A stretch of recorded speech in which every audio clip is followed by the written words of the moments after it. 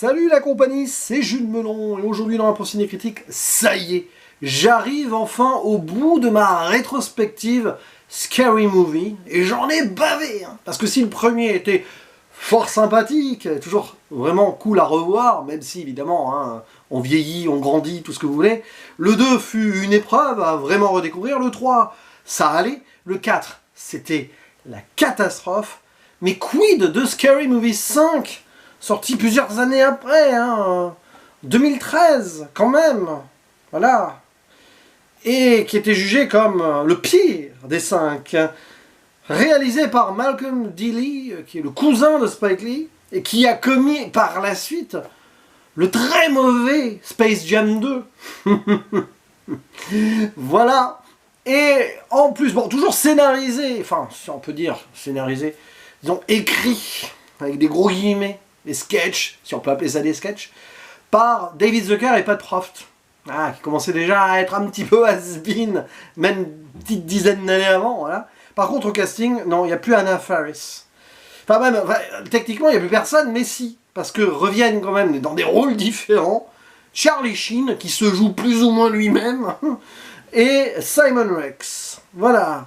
Et autour d'eux, alors pour le coup, dans son propre rôle au début du film, Lindsay Lohan et Charlie Sheen dans les mêmes scènes, qui étaient déjà jugés un peu problématiques dans leur vie privée à l'époque. Mais on va dire le rôle principal de la nouvelle Anna Faris, là c'est Ashley Tisdale, voilà, que j'avais vu je crois moi dans Donnie Darko. Et je crois qu'elle a fait du High School Musical, bon. On reconnaîtra, tiens, Jerry O'Connell, qui lui avait joué dans Scream 2, mais plus jeune dans Stand By Me. Il y a Molly Shannon, Heather Locklear, tiens, une actrice moi, que j'avais vue sur la série Hooker, je crois, si je me trompe pas. J'ai peur de dire des bêtises, mais de toute façon, on peut en dire des bêtises dans ce film. Enfin, en parlant de ce film. Il y a Mike Tyson dans son propre rôle. Vous avez des caméos, rôles plus ou moins importants d'autres rappeurs tels que rappeurs tels que Snoop Dogg ou Usher. Usher, je l'avais vu au cinéma quelques années auparavant dans The Faculty. Et tiens, il y a le sosie de Leonardo DiCaprio aussi, un certain Ben Cornish. Bon, comme d'habitude, évidemment, on va détourner des films, plus ou moins d'horreur ou pas, dans une sorte de mélange des choses, là, qui va toucher, on va dire, allez, faut faire simple. Une famille, les Sanders. D'abord, bon, Charlie Sanders, joué par Charlie Sheen, qui va pas faire long feu. Et on va confier la garde des enfants de celui-ci à son frère. Évidemment, bon, ils sont encore frères, mais c'est plus les mêmes personnages. Simon Rex, qui a depuis refait sa vie avec une nouvelle femme qui s'appelle Jodie. Bon, les enfants, on va les confier. D'abord, on va les retrouver dans une cabane dans les bois. Oh, ça me rappelle un film d'horreur qui se passait dans une cabane dans les bois. La cabane dans les bois. Ouais. C'est Snoop Dogg et son pote.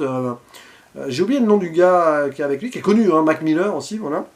Qui, parce qu'il voulait aller à la quête du cannabis géant, si vous voulez, dans la forêt, vont tomber sur cette cabane, un peu en mode Evil Dead aussi, bon. Et, enfin, Evil Dead, ce sera après qu'on y retournera. Et on va retrouver des enfants sauvages, si vous voulez, possédés ou pas par Mama. Ouais, tiens, un film aussi, Mama. Que j'avais plus ou moins apprécié, mais bon, c'était pas non plus exceptionnel. C'est Muschietti, je crois, Mama, je crois que c'est son premier long métrage en plus, bon. Déjà fort reconnu pour être parodié. Et donc après, on va les confier à ce couple, Jodie et Dan. Alors Jodie, elle veut faire du ballet, elle, c'est Black Swan, quoi. Voilà, je vous parle en référence de film. Tandis que Dan Sanders, lui, est scientifique, un peu con quand même, qui s'occupe de singes et pour les rendre plus intelligents. La planète des singes. Et cette nouvelle trilogie de l'époque. Voilà. Et évidemment, il faut sauver ces enfants de la possession de Mama dans cette maison là où ils ont une domestique gouvernante latina, donc hispanique, qui prend cher, qui est poilue évidemment. Bon voilà, tous les clichés vont y passer.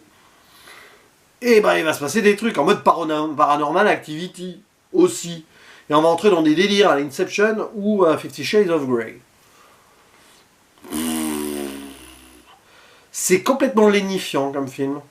En fait, très vite tu sens que c'est comme un direct to vidéo. Je crois qu'il est même... Je sais pas s'il est sorti en France au cinéma. J'ai un doute sur sa sortie en France au cinéma. Voilà, vous pourrez m'éclairer en commentaire.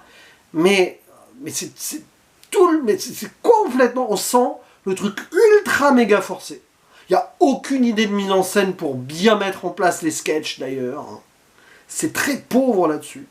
Alors Malcolm Lee, bah écoutez, je ne vais pas juger ce cinéaste, mais c'est quand même 2 films que je vois de lui, c'est la catastrophe. Peut-être qu'il a fait d'autres choses qui étaient bien, hein, j'en sais rien. Mais alors, il n'y a rien qui arrive à avoir du liant, et c'est surtout quasiment jamais drôle. Mais quasiment. Il y a 2-3 scènes que tu peux sauver vite fait avec les aspirateurs possédés, là. Et encore, hein. Mais sinon, en fait, c'est plus que forcé.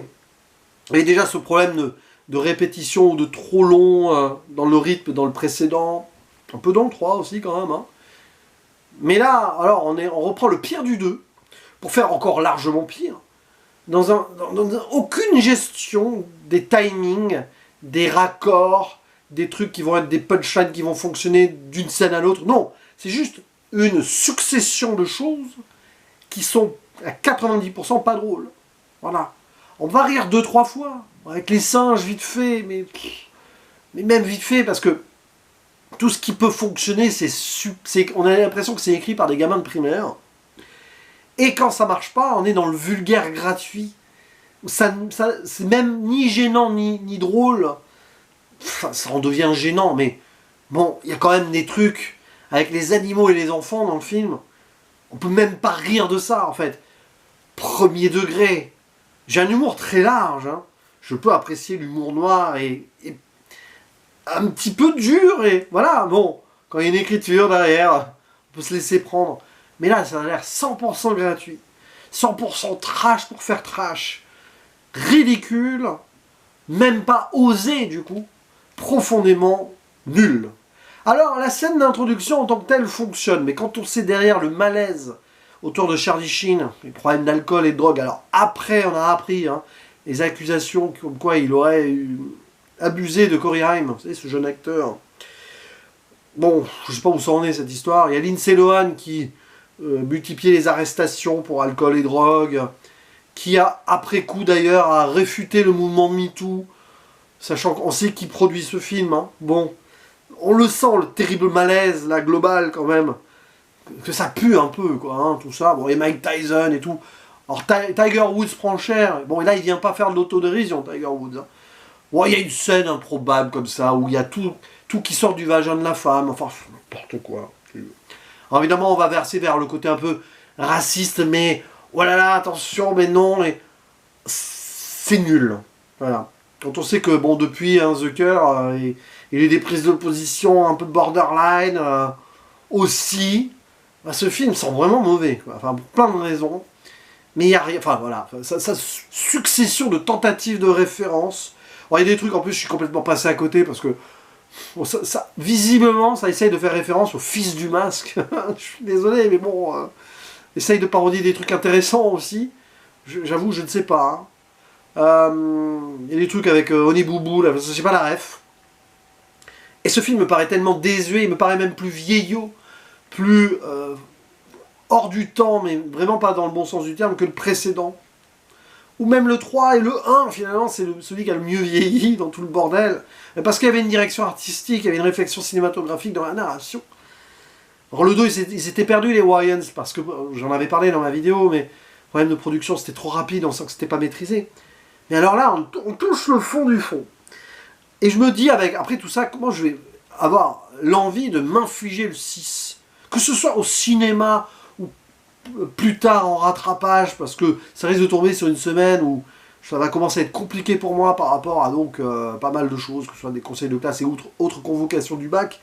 Et j'en ferai pas ma priorité. Voilà. Retour des Wayans ou pas, j'ai vu la bande-annonce, j'ai vu les pubs avec Nabila au moment où je fais cette vidéo. Ça donne pas envie. Après, bon, les Wayans de retour, il y aura peut-être plus de choses. Mais on sent quand même le côté désuet déjà d'avance. Mais là, non, Scary Movie 5, j'ai peiné pour arriver au bout. Je l'ai fait pour vous, voilà, pour aller au bout de cette rétro. Et c'est presque une vidéo gâchée.